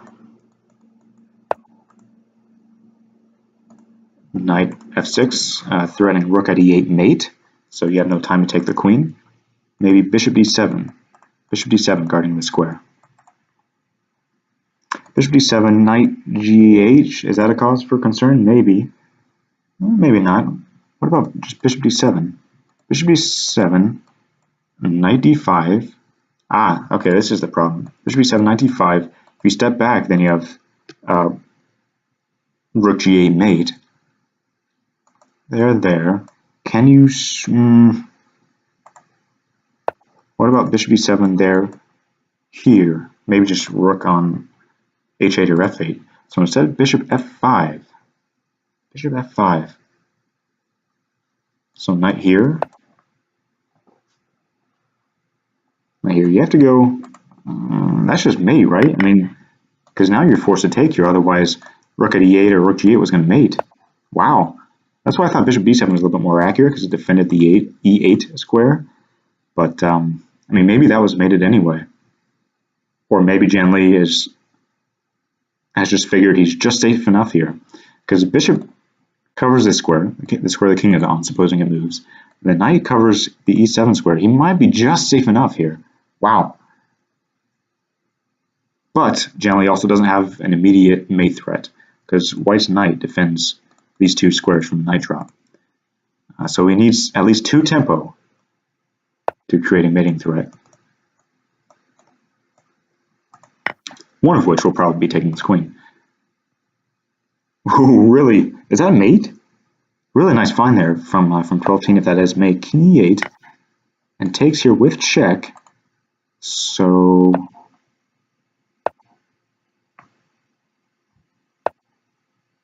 let's say king f8, then pawn on, and wow, what a nice find from 12teen. I wasn't able to calculate there if he had gone to f8, but I'm sure there's a mate there as well. Really well found from 12teen. What a finish, sacking the queen, and what was an entirely unexpected mating sequence there. Amazing attacking play from 12teen there to scrounge away with the victory there and tie things up at the end of the first match. Well thought from both competitors there. What a great match. 10-all at the end of the first day's proceedings. And the chat goes crazy as the chat hits 200 spectators. Wow. What a note to end things on. Couldn't have asked for anything more from these 2 players.